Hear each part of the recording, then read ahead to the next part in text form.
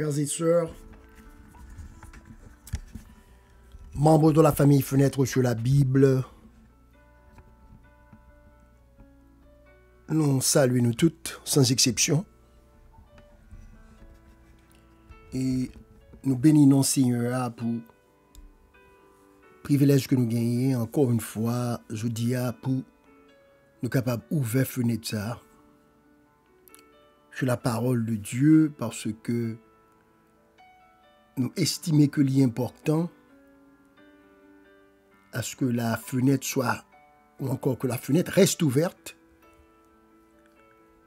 pour l'édification de nos amis internautes. Pour être capable d'entendre parole, mon Dieu, car comme dit le prophète, à la loi et au témoignage, si l'on ne parle pas ainsi, il n'y aura point d'aurore pour le peuple. Donc je vous souhaite une cordiale bienvenue à cette nouvelle émission de Fenêtre sur la Bible, qui c'est la seconde partie de la seconde partie de la présentation de la semaine dernière. Dès que je t'ai posé une question, est-ce que le président Trump, soudainement transformé en leader religieux, à cause des messages et actes qu'il posait pendant la semaine de la Pâque, où le président s'est érigé, il s'est présenté comme un défenseur de la foi chrétienne. Côté que nous avons considéré avoir pas mal de déclarations et d'actions que le président a posées. Il était même fait un service religieux dans la Maison Blanche, comme nous t'expliquons ça. Côté que pas mal de pasteurs, de leaders religieux, surtout parmi les catholiques, les protestants, ils étaient réunis pour adorer et célébrer le dimanche de la résurrection. Puis été adorés ensemble. Et le président Trump même présentait tête li comme un monde qui va faire renaître la foi aux États-Unis. Et tant d'autres choses, tant d'autres déclarations qu'il a faites que nous avons considérées avec vous dans l'émission de la semaine dernière, qu'on a toujours à le revoir. Donc, soudainement, le président se veut un réformateur, veut restaurer, quote-unquote, la sainteté du dimanche, et ceci en l'honneur de la résurrection de Jésus-Christ. Nous allons continuer avec l'émission aujourd'hui et nous inviter pour capable couper tête pour prier ensemble avec nous. Notre Seigneur, notre Dieu, nous disons gros merci. Est-ce que vous permettez qu'encore une fois, sur cette plateforme, nous sommes capables de réunir comme des sentinelles vigilantes pour nous parler parole, bon Dieu, qui est capable de bannir la vie et qui est capable d'empêcher nous de tomber dans l'erreur et dans les déceptions de l'ennemi. Comme tu es le Dieu de toute lumière, eh bien, nous demandons pour conduire nous dans la lumière, dans la vérité, sans fanatisme, avec le souci principal de faire connaître la vérité. Parce que comme tu as dit dans ta parole, vous connaîtrez la vérité et la vérité vous affranchira. Donc éclairez-nous, bénis amis internautes nous, permettre que ce message soit capable de porter du fruit dans leur cœur. Et dans l'expérience ensemble avec vous, au nom de Jésus, nous prions comme ça, papa. Amen.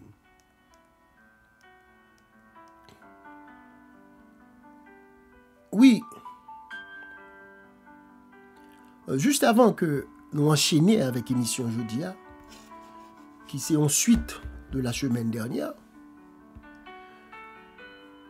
je voudrais lire pour vous un verset dans Ésaïe, le chapitre 6, le verset 2.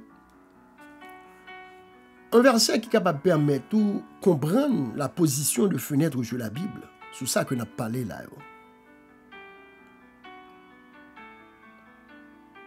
Ésaïe 6, verset 2 dit: sur tes murs, Jérusalem, j'ai placé des gardes. Ils ne se tairont ni jour ni nuit. Vous qui la rappelle au souvenir de l'Éternel. Point de repos. Sur tes murs, Jérusalem, j'ai placé des gardes. Ils ne se tairont ni jour ni nuit. Bon Dieu dit que il y placé des gardes sur les murs de Jérusalem. Et garde ça yo pas gen droit fermer bouche yo, c'est pour annoncer parole bon Dieu.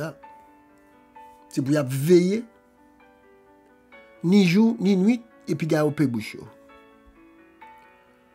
Donc dans fenêtre sur la Bible, nous voulons une dans ces gardes que Dieu a appointés sur les murs de Jérusalem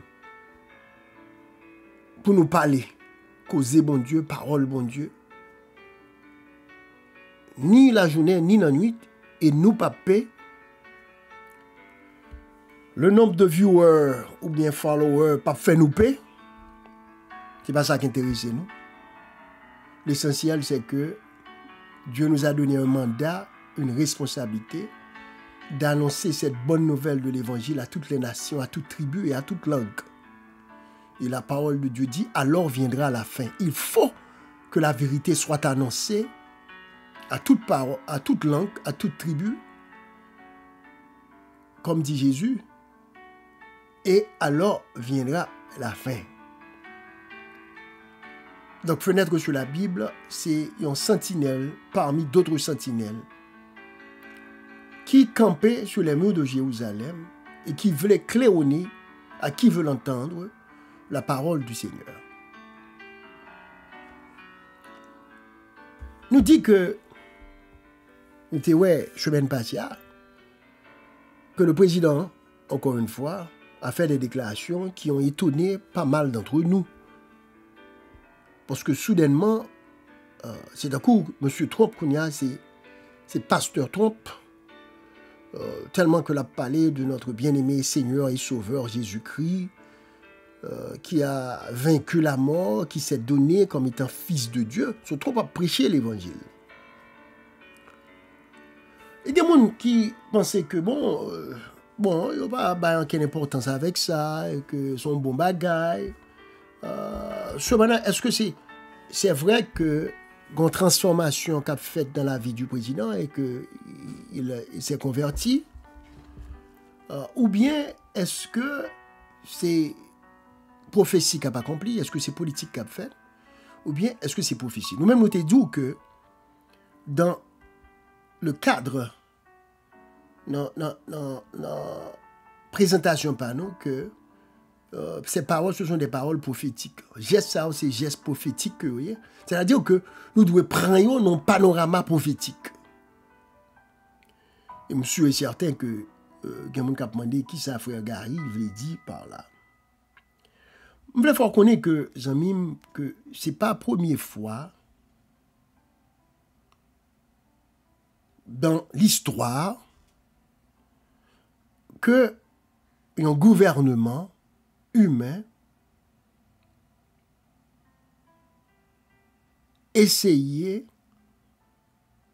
prend des lois à caractère religieux pour les imposer à leurs sujets, c'est-à-dire à leurs citoyens. Et à chaque fois que ça fait, c'est un danger. Et ça fait dire que la Constitution américaine, le premier amendement, il mettait là des balises pour empêcher les gens de bagages au fait.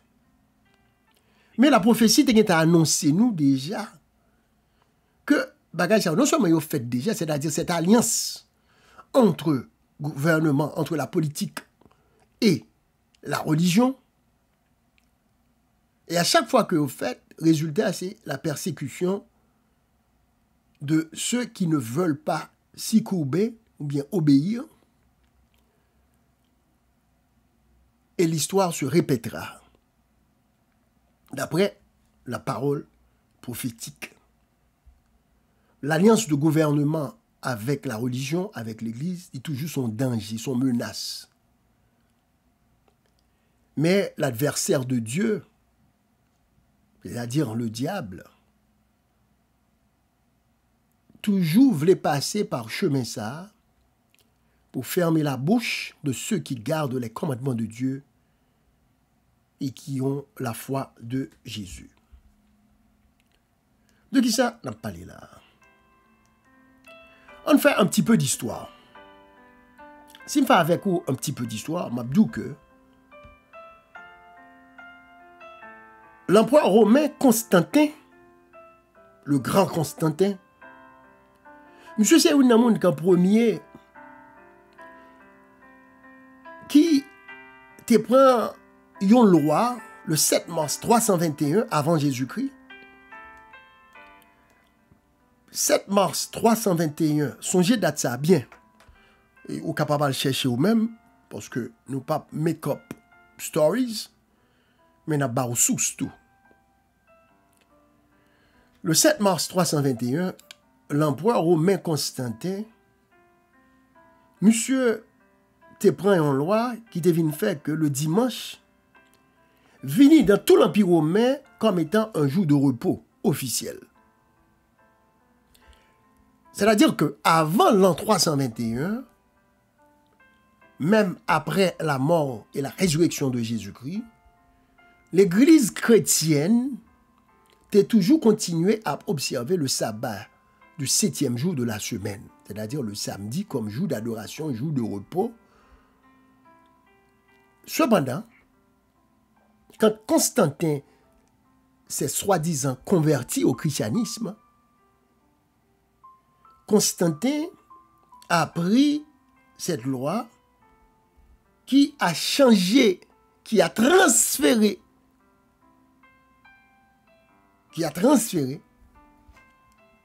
eh bien, la solennité du 7e jour, du sabbat du 7e jour de la semaine, c'est-à-dire du samedi, il a transféré au dimanche.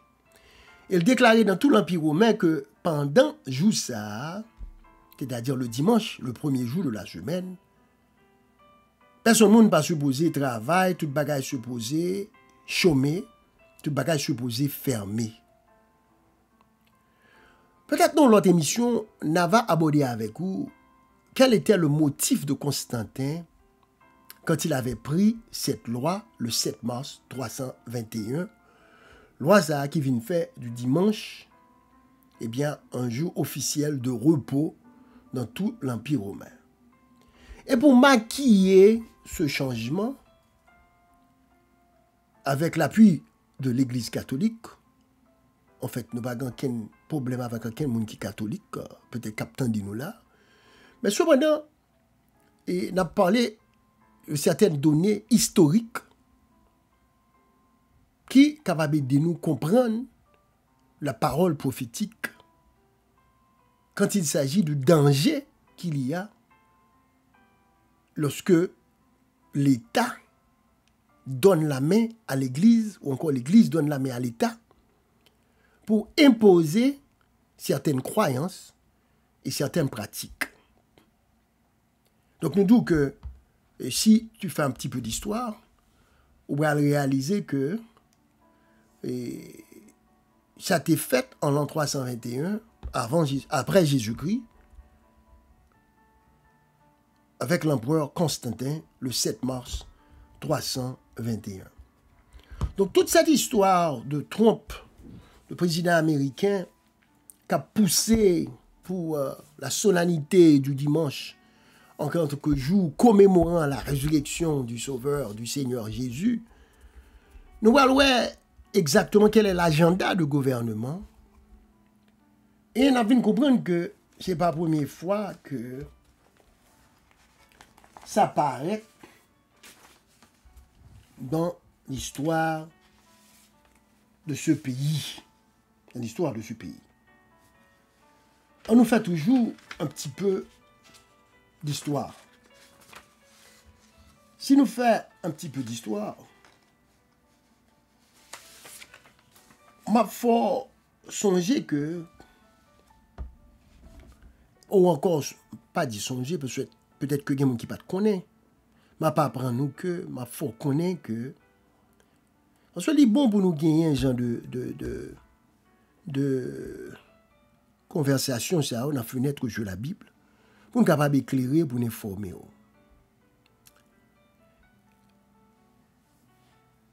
Qu'est-ce que ça aurait la loi nationale du dimanche, the National Sunday Law? The National Sunday Law. En d'autres termes, est-ce que, à travers l'histoire de ce pays, des États-Unis d'Amérique, est-ce que dans le passé de ce pays, on peut retrouver des traces qui t'ont montré que tu as gagné des attentes qui t'ont faites par le Sénat américain, puis tu as voté en loi, comme tu as dit que, officiellement, même Jean-Constant était fait en 321, que c'est le dimanche qui est le jour officiel de repos et d'adoration. La vérité, frères et sœurs, c'est que tes grillons effort que tu as fait dans ce sens-là, un effort majeur, historique, dans l'histoire des États-Unis. C'était particulièrement en 1888, c'est-à-dire au 19e siècle, que le sénateur Henry W. Blair, un sénateur de New Hampshire, monsieur était introduit un bill devant le Sénat, que on relé de Blair Sunday Rest Bill.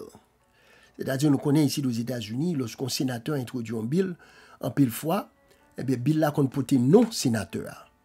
Donc, comme M. Terry Henry W. Blair, donc, proposition de loi ça, que M. était présenté devant le Congrès, il était ballon, il était de Blair Sunday Rest Bill. Mais, que deux mots là, qui sont très importants pour nous souligner. Sunday Rest Bill. Bill là, ça veut dire son loi, son proposition de loi. Alors, les représentants, il faut le proposer, il faut le discuter avant que vous votez. Les viennent voter, on dit qu'on y a, ils viennent gagner loi, ils viennent entrer en effet. Bon. Donc, sénateur Blair, t'es fini avec un bill, c'est-à-dire une proposition de loi, pour te faire que le dimanche, officiellement, t'es un jour de repos sur tout le territoire américain. Ils disent pour des raisons religieuses et morales. Pour des raisons religieuses et morales. En 1888. Malheureusement, Bill n'a pas passé. Gampil groupe religieux qui était supporté lui, mais Gampil tout qui était opposé à lui-même, et parmi eux, les adventistes du 7e jour, qui étaient Bill ça comme une violation de la liberté religieuse, ici aux États-Unis. Bon, pour qui ça fenêtre sur la Bible, expliquons ça. C'est parce que nous voulons qu'on réalise que ce qui se passe maintenant avec le président Donald Trump, qui mettait à clair ses intentions de revenir encore pour retourner ce dialogue sur la sainteté du dimanche, la solennité du dimanche, du repos du dimanche, eh bien, nous sommes capables de mettre dans le contexte. Dans le contexte, on dit religieux, politique et prophétique.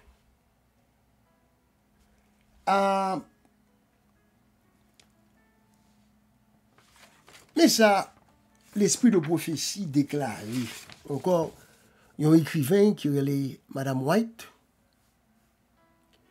qui te font une déclaration que je vais aimer partager ensemble avec vous. Il te font une déclaration, et qu'est-ce qu'elle avait dit dans cette déclaration? Madame White, écrivain chrétien adventiste, là, il dit que dans un journal qui était relais The Southern Watchman, c'est-à-dire le gardien du Sud, Madame White déclarait que, dans le commentaire sur prophétie, sur ça qu'on a parlé là, il dit que le temps viendra où non seulement les hommes interdiront le travail du dimanche, mais ils essaieront de forcer les hommes à travailler le jour du sabbat.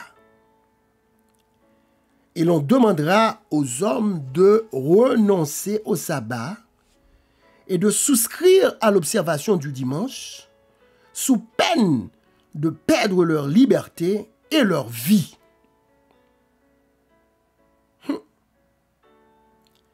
Mais le temps n'est pas encore venu. Et ça a noté, les White a parlé, c'est dans les années 1800. Il dit, le temps n'est pas encore venu, car la vérité doit être présentée plus complètement devant le peuple comme un témoignage. Faut que l'évangile a prêché, d'après ça, Madame White déclare là. Mais elle dit, dans l'époque que le temps vive là, le temps viendra, ça vient pour arriver quand même, que les hommes, ils gagnent pour interdire, pour travailler le dimanche. Nous disons que ça a été fait déjà dans l'histoire, en 321, sous Constantin. Nous voyons que soudainement, là, Trump a un agenda qui est bien ancré. D'ailleurs, nous allons parler de ça tout à l'heure, dans son projet 2025. Question à faire dimanche comme jour de repos, comme nouveau sabbat. Ils sont grande partie, il fait partie intégrante du projet du président, le projet 2025.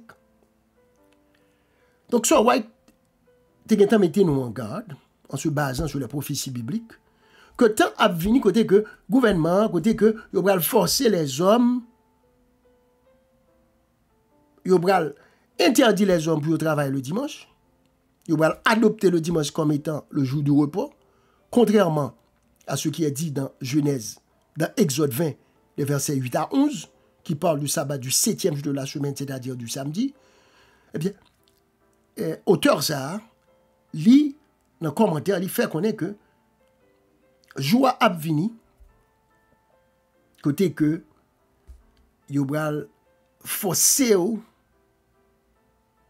travail le samedi et il a interdit pour travailler le dimanche parce que il va adopter officiellement le dimanche en tant que nouveau sabbat, en tant que jour de repos. Et qui argument il y a? Ce n'est pas un argument biblique. Il y a dit pour honorer la résurrection de Jésus-Christ. Laissez-moi vous dire, amis internautes, que cette approche n'est pas biblique. Parce que, d'ailleurs, lorsque Jésus était mort, il était dans le tombeau, pas de célébration parmi les disciples, parce que c'est dans caché monsieur était. Tout nèg était marron, parce que Sauveur a mouru. Tout nèg était dans caché. Donc, il n'y avait pas vraiment de célébration.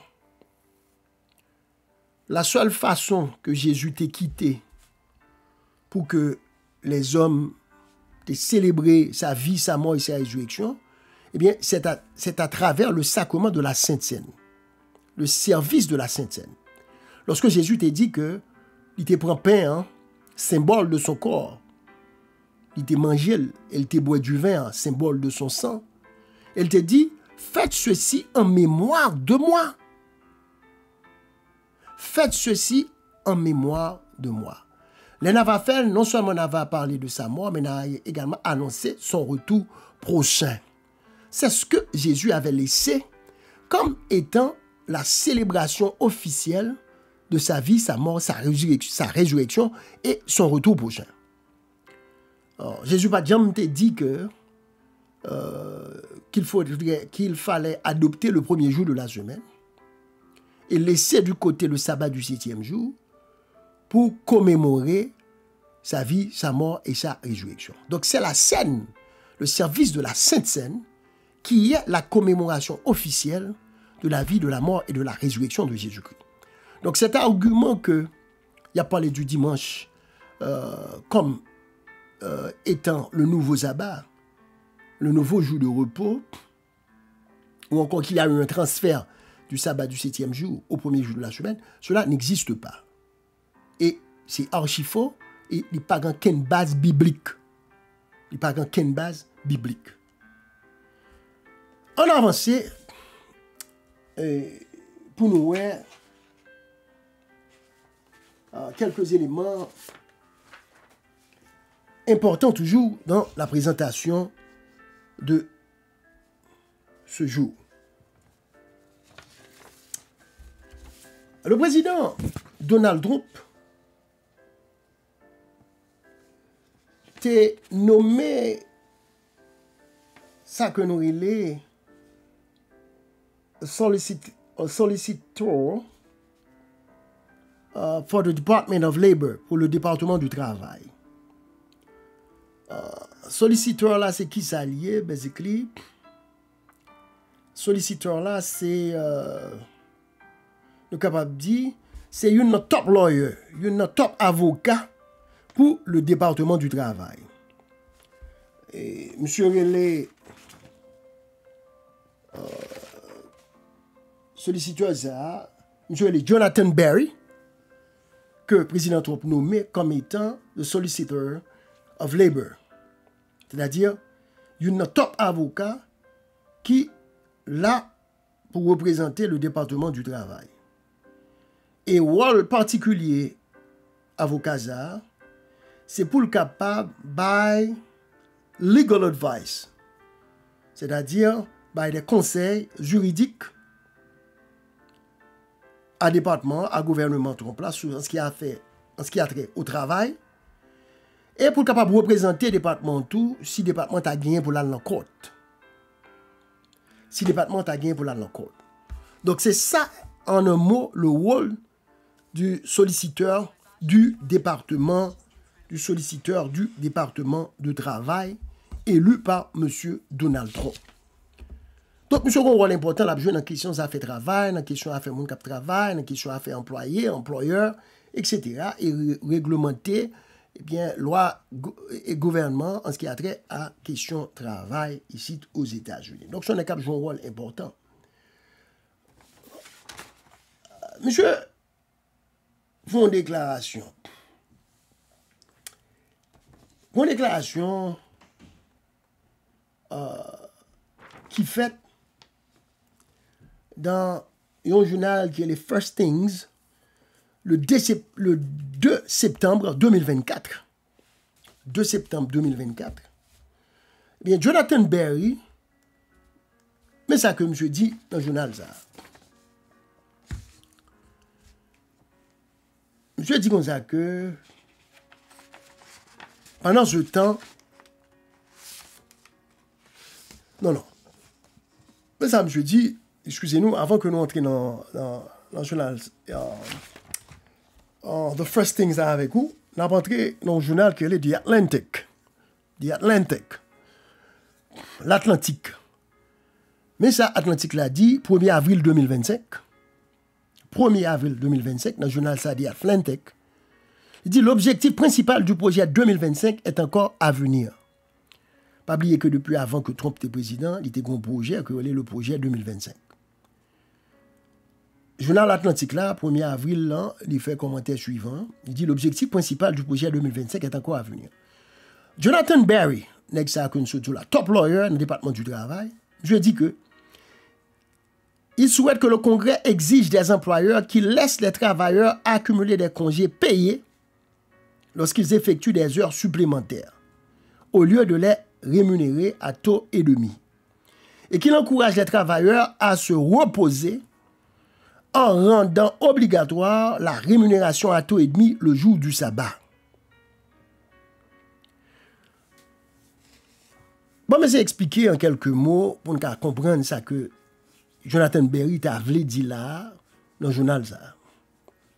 Il dit que il t'a souhaité pour le Congrès à exiger des employeurs.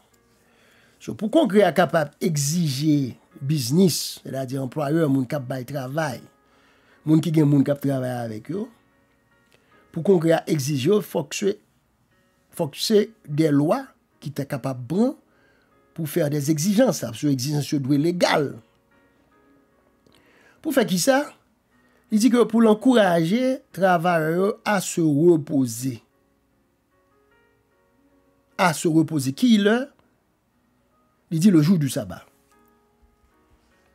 Monsieur Sarah que Trump nommé a référé à jour du sabbat, je voulais qu'on comprenne qu'il ne parle pas du sabbat du 7e jour de la semaine. Du sabbat du 7e jour de la semaine.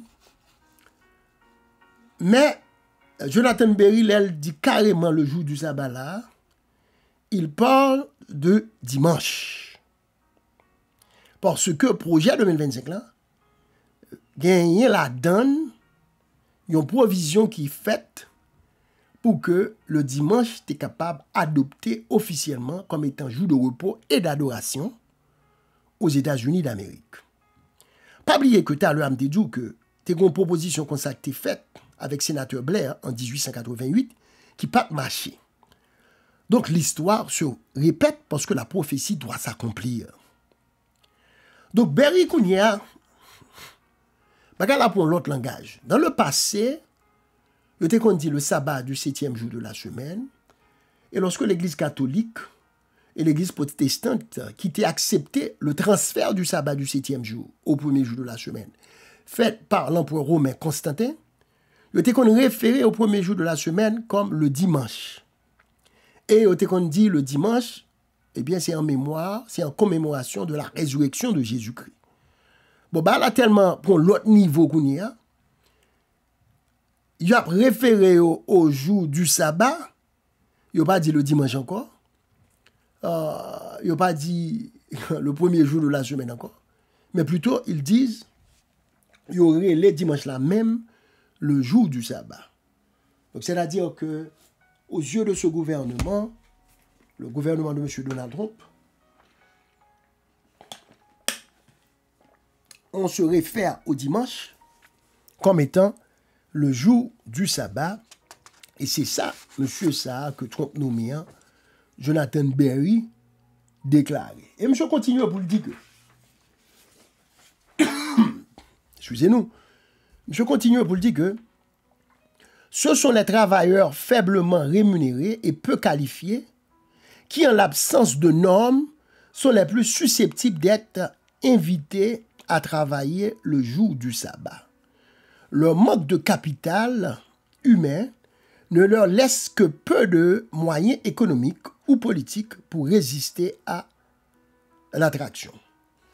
Donc Jonathan Berry fait connaître que eh bien, c'est moun qui travailleur qui pas fin trop gen skill, qui pas trop bien formé, qui pas trop qualifié, c'est eux même qui gen gros tentation pour tap travail tout le temps, c'est eux tout qui plus vulnérable pour tap travail, pour tap violer principe ça, c'est-à-dire pour tap travail le jour du sabbat. Mais jour de sabbat que la préférée à moi ce 12 ça tout à l'heure, c'est pas le sabbat du 7e jour de la semaine, mais c'est plutôt le dimanche. So, c'est un gouvernement qui se réfère au dimanche comme étant le sabbat, le jour du sabbat de Dieu. Donc, monsieur gen concerne que moun a fait pas bon, qu'a tenté pour le travail le dimanche. Et monsieur dit que si un employeur t'a exigé un moun pour ta travail le dimanche, faut t'a payer li overtime, c'est-à-dire pour t'a payer li un jour et demi. Pour t'a payer li un jour et demi. C'est ça le dit. Si vous avez fait des heures supplémentaires, c'est ça nous les overtime en anglais, faut t'a rémunérer à taux et demi. Voilà. Donc, là, je dis ça, ça a montré déjà son sorte de s'encourager ou pas encourager en quel monde pour quitter mon travail le dimanche. Alors, moi, je me dis que monsieur référé à ça comme étant le jour du sabbat. Donc, c'est un changement à noter dans le langage du gouvernement qui maintenant se réfère au samedi, alors au dimanche, comme étant le jour du repos. Donc, pas qu'il t'ait trompé, longtemps des gouvernements ça parlait du repos, le jour du repos, c'est pas le 7e jour de la semaine qui est le sabbat biblique, mais c'est plutôt le sabbat, le jour de la tradition, un sabbat traditionnel. C'était un compromis fait par l'empereur Constantin en l'année 321. Eh bien, comme nous disons que c'est l'histoire qui se répète, qui continue, parce que ça rentre dans le cadre de la prophétie. Juste avant d'aller, parce que l'heure nous fait défaut, il nous parle de trop de bagailles. Dans le journal Advent Messenger, comme tu parlé nous de la dernière fois, il dit que moi, pour nous, il y a une déclaration qui fait dans le journal ça, qui sortit dans Brown University, qui est une grosse université, ça s'appelle les Ivy League School, ici aux États-Unis d'Amérique. Eh bien, le 31 mars 2025, il y a un article qui sortit dans Advent Messenger qui dit que le sabbat, nous devons reinforce le sabbat, nous devons enforce le sabbat, et ça veut dire que nous devons make sure, assurer que tout le monde observe le sabbat, même si il a parlé de sabbat là, ce n'est pas le sabbat du 7e jour de la semaine, il a parlé du dimanche. Il doit renforcer, il doit enforcer, il doit exiger, il doit assurer que tout le monde observe le sabbat ça. Il dit que ça veut dire que un jour de repos, bon, les anglais pour nous pas dire c'est moi qui fait. Il dit meaning that a day of rest must be imposed by force upon all members of the community. Must be imposed by force upon all members of the community. Les amis, si là qui pas américain, ma petit ba en créole pour nous comprendre. Donc, il y a plus gros l'école côté ou joindre, pas vrai, une élite intellectuelle. Monsieur qui a appelé à gouverner dans le pays, en pile là de passer dans Brown University. On sait de gros l'école ici, Brown, à Harvard University. C'est de gros l'école qui a gros politicien, gros homme de loi, gros avocat.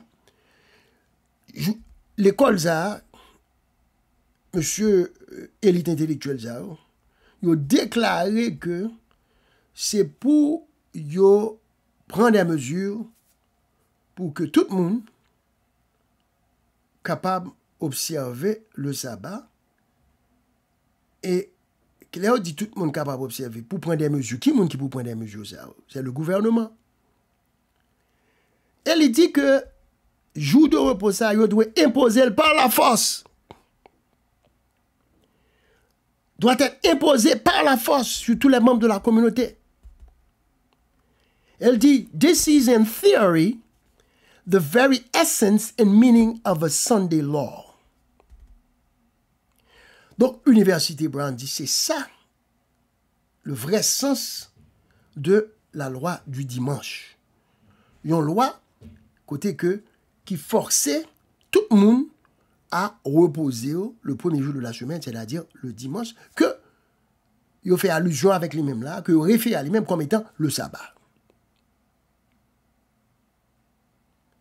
Et journal Brown University a continué pour le dire que c'est pour tout le monde comprendre que il doit faire un sacrifice pour observer le repos ça, même lorsque il n'est pas convenient, il n'est pas facile, il n'est pas convenient pour eux. The Brown Daily Herald déclarait que le sabbat doit être appliqué et il doit être communautaire. Monsieur Omer, les mêmes pour dire observer le jour du sabbat est l'un des 10 commandements. On dit oui. Essayez de comprendre confusion avec déception qu'il y a là. Observer le jour du sabbat est l'un des 10 commandements. Oui, c'est vrai. Cependant, d'après mon expérience, continue l'auteur, c'est le seul commandement que les chrétiens, moi y compris, ne font même pas l'effort de respecter. Donc, ils reconnaissent que sabbat qui n'a 10 commandements, c'est-à-dire 4e commandement, Exode 20, verset 8 à 11, sous pas de compte côté lié, que il même vrai, en pile l'autre chrétien, ils n'ont pas respecté. Il dit que malheureusement, on vit dans une culture qui dévalorisait le repos.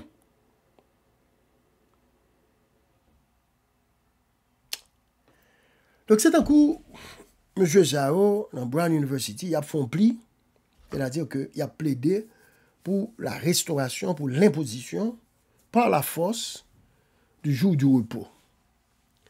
Mais jour de repos qu'il a proposé nous là, c'est le dimanche, le premier jour de la semaine, comme l'avait fait l'empereur Constantin en l'an 321, comme l'avait essayé de faire le sénateur Blair en 1888.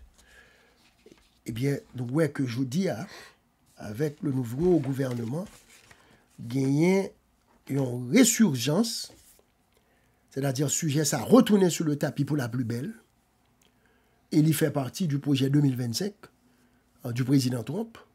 Et d'ores et déjà, il y a un temps à référer à ce dimanche, au dimanche, comme jour de repos, et ceci en commémoration de la résurrection de Jésus-Christ, comme les païens l'avaient dit également. Tout cela, c'est pour vous faire comprendre que les déclarations du président que je vous avais présentées la semaine dernière n'étaient pas gratuites. Ce n'est pas que le président converti, ce n'est pas que le président dit bah, Jésus que le vrai, que soudainement le croit dans Jésus le Fils de Dieu, etc. etc. Non. Tout ça fait partie d'un plan bien déterminé. Et c'est un plan qui est situé dans un cadre prophétique. Et au fur et à mesure que nous n'avons pas avancé dans la fenêtre de la Bible, nous, avec vous, nous avons ouvert la fenêtre et nous avons éclairé davantage pour capable comprendre ce qui se passe, et non seulement ce qui se passe, mais dans quel temps nous vivons. Dans quel temps nous vivons. Frère, parole de Dieu a invité nous à veiller et à prier. À veiller et à prier. C'est pour nous veiller, c'est pour nous prier. Et l'esprit de prophétie, assure Ellen G. White, nous dit nous ça, l'idée dit nous que le temps viendra, non seulement côté que les hommes, il y va interdit au plus le travail le dimanche, mais il y va forcer également d'autres hommes qui observent le sabbat du 7e jour, le sabbat, c'est-à-dire le samedi, comme étant jour de repos et jour d'adoration, il va gagner pour forcer à travailler le samedi. Il a forcé certaines personnes à observer le dimanche et d'autres à travailler le samedi, ce qui serait une violation de la liberté religieuse qui est garantie par la Constitution américaine. Mais comme la prophétie l'avait annoncé, et parole de Dieu n'a pas menti, c'est oui et amen, ça vient pour le faire quand même, et n'est pas loin pour le faire. Si nous regardons bien, à l'horloge prophétique, nous regardons qui le lit, eh bien, il se fait vraiment tard. Donc, chrétien, ce n'est pas l'heure pour nous dormir, c'est l'heure de nous réveiller, c'est l'heure de sonder les Écritures, d'étudier les prophéties relatives à la fin des temps, pour que nous soyons capables de comprendre dans qui temps que nous vivons.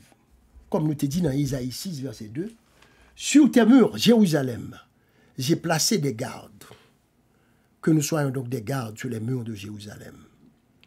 Que nous ne pas jamais bouche ni jour ni nuit. Pour nous rappeler à nos contemporains dans quel temps nous sommes. Ce sont les temps de la fin. Et très bientôt, le feu de la persécution se rallumera. Et on persécutera. Il y aura cette alliance entre l'État et la religion. Et un faux jour d'adoration nous sera imposée. Et comme menace, c'est encore la persécution, c'est voilà le temps dans lequel nous vivons.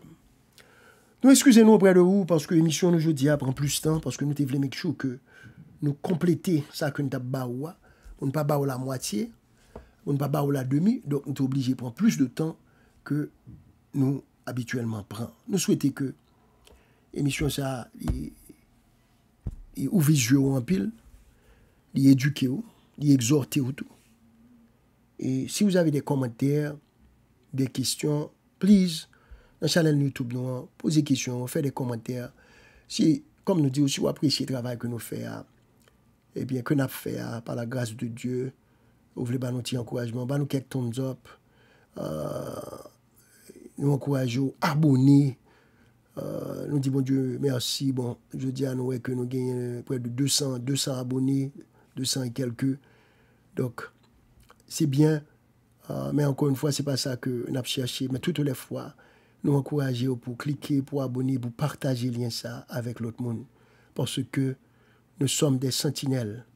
Nous sommes des sentinelles qui montent la garde sur les murs de Jérusalem. Et nous avons claironné la parole du Seigneur. Nous ne pouvons pas fermer bouche nous, quel que soit ça qui passe matin, midi et soir. Depuis bon Dieu, une opportunité, nous avons parlé pour que le peuple de Dieu se prépare pour les grands événements à venir. Seigneur, nous te remercions pour ce privilège et cette opportunité que tu nous accordes. Nous demandons à bénir nos amis internautes, à protéger cette semence qui vient d'être faite, ou à protéger les contre les attaques de l'ennemi, pour l'ennemi en pas venir, pour le semer livré et pour l'enlever dans les cœurs de nos amis internautes. Bénis-nous et serre ta parole dans nos cœurs, et que la lampe prophétique reste allumée, alors que Jésus revient bientôt. Au nom de Jésus, nous te prions.